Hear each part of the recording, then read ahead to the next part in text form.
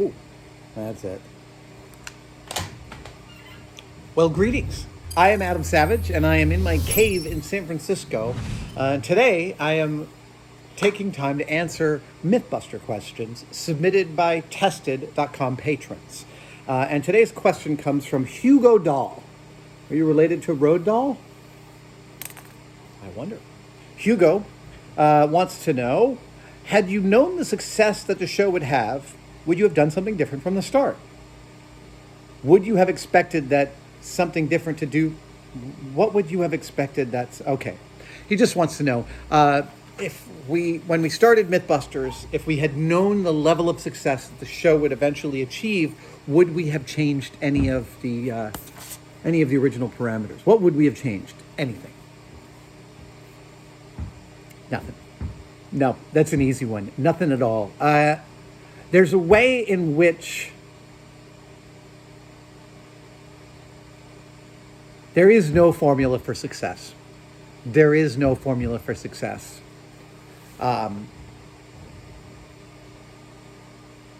There's a formula for failure, and it involves thinking that you know the formula for success.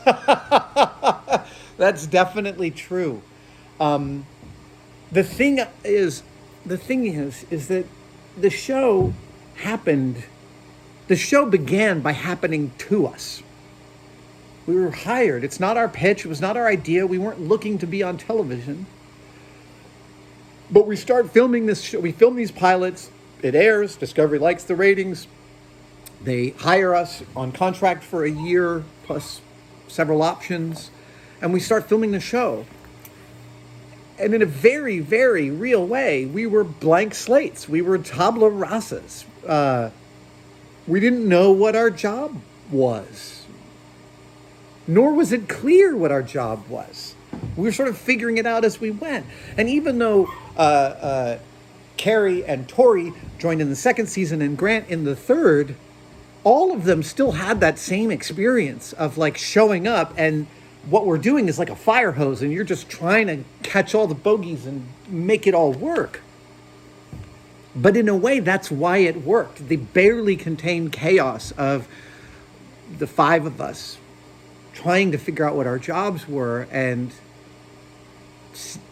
trying to connect with the material and connect with the camera and connect with each other.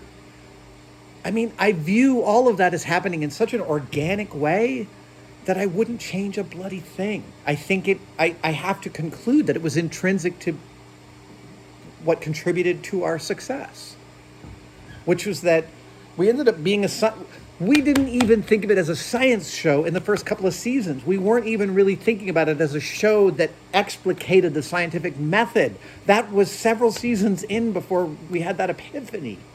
So it made the science accessible in the best possible way, because we weren't saying this is science and this is how you should think of it. And this is why I'm your ambassador to science. I'm going to show you what you should know and how you should understand it. I will give an example. Because one thing that the five of us do have. Okay, I want to address one thing here, which was recently I did a Q&A in which I was talking about fans approaching us, and I named Tori, and Jamie, and I, and Scotty, and I didn't name Grant, and I don't apologize for not doing that. I want you to understand the reason is at that moment in time, I couldn't say Grant's name at the end of that sentence. I couldn't say something like, and the people who used to approach Grant, even though he's in the same boat that we were in every way. So I just wanted to explain that. But the five of us all were interested in the material that we were working with. And we had opinions about it. We had points of view about it. And the best episodes are the one in which those points of view were extant. And so here's an example I'll give about the kind of point of view I had on the material I was working with. A few years after MythBusters was going, so I'd say probably like 2010, 2011, Discovery reached out to me and asked me if I wanted to host a science show that they were working on, and they wanted me to do the the narration of the science show. And they sent me a sample script, and the sample script had this thing about trucks jackknifing. And it said, well, a truck jackknifes when it gets past 22 degrees. And that was the written script. And I read that and I was thinking, well, I don't understand what that means at all. Like, that's not an explanation. That's a fact, but I don't know what that fact refers. And so I did a little research. And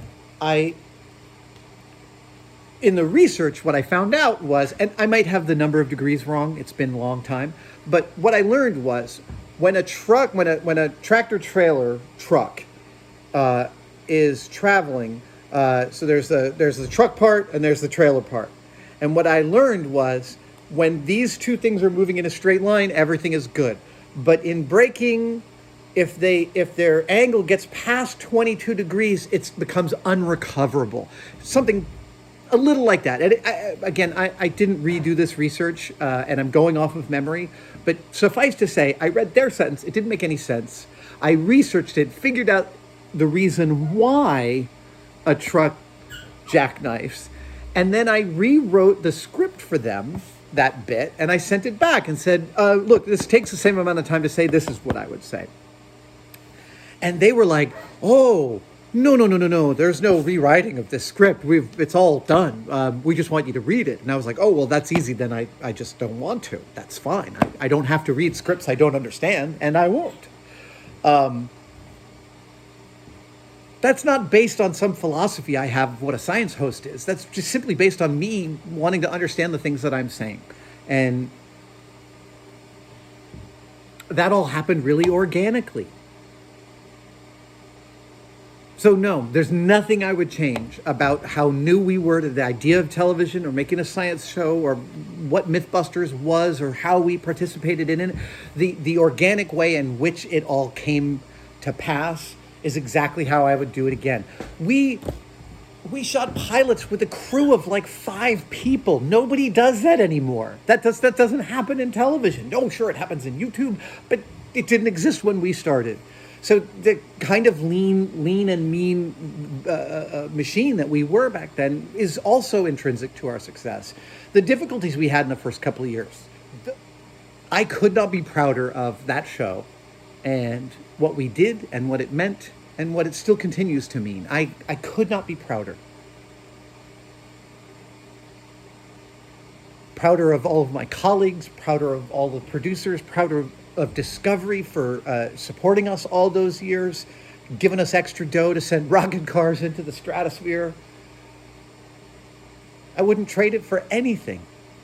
And I cannot presume that I am at all smart enough to think about something that I could have done differently that would have made it even better.